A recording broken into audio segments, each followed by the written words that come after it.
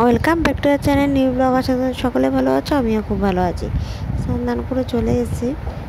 অনেক কাজগুলো ছিল, সেগুলো প্রত্যেকটা কাজ কমপ্লিট করেছি। শুধু বড় যে ফ্যানটা ছিল না, ওটা খুলতে পারছিলাম না, আমি টাইট করে আটকানো ছিল তো, তাই খুলতে পারছিলাম না বলে। তো ওটা পরিষ্কার করা হয়নি, ওটা কালকে করবো। আর আজকে না মুড়ি খাচ্ছি, তার খাওয়ার একটাই কারণ, আমার না সকাল থেকে উঠে প্রচণ্ড পেটটা ব্যথা হচ্ছিলো। আমি খাওয়ার টাইম নেই বা কিছু উল্টাপাল্টা হলে আমার শরীর খারাপ হয়। আর খুব ভালো করে নিজে লাইফে এটা বুঝতে পারি যে খারাপ করছি আমি।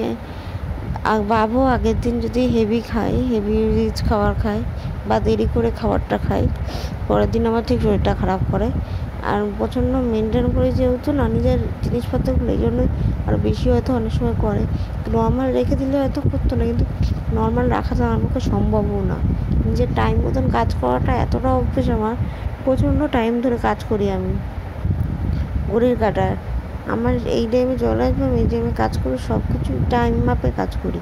ইভেন বাড়ির থেকে বেরানোর আগে আমি মানে বাড়ির থেকে কোথাও বেরাতে হবে, কাজ আছে কিছু, আগের দিন রাতে আমি ভেবে রাখি কী রান্না হবে, কী কী কাজ নিয়ে আমি বেরাচ্ছি।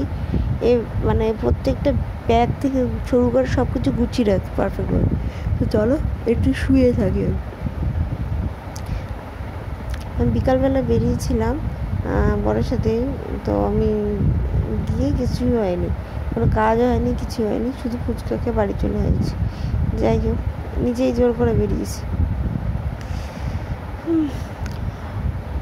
আর কি বলবো, মানে তো আর জিনিসপত্রগুলো একটু হয়েছে, এগুলো একটু গুছিয়ে রাখি, এগুলো কাজ করার জিনিস, বাট আমি এখন সব জায়গায় রাখতে ইচ্ছে করছি না, তো আমি এটা রেখে দেবো এখন।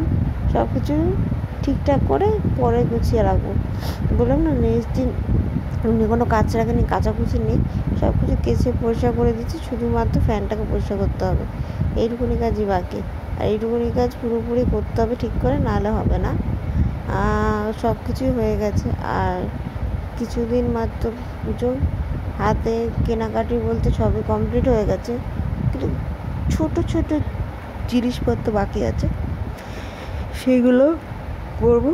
আর এদিকে বিছানাটা এখন গুছিয়ে নিই, জামা কাপড় চেঞ্জও করবো, তারপর ফ্রেশ হবো, তারপর একটুখানি বসবো। তার আগে না প্রচণ্ড গরম লাগে সিরিয়াসলি। দরজাটা বন্ধ রয়েছে এখন আপাতত, কেন বাড়ি থেকে যেতে পেরেছিলাম। তার উপরে এত ঝাপসা লাগছিলো কেন বুঝতেই পারছিলাম না। দেখছো টিভিটার অবস্থা, চন্দননগরে লাইট জ্বলাই যাচ্ছে। তো চলো, নতুন নতুন ভিডিও আসছে, তোমরা সেগুলো দেখো। টাটা বাবা।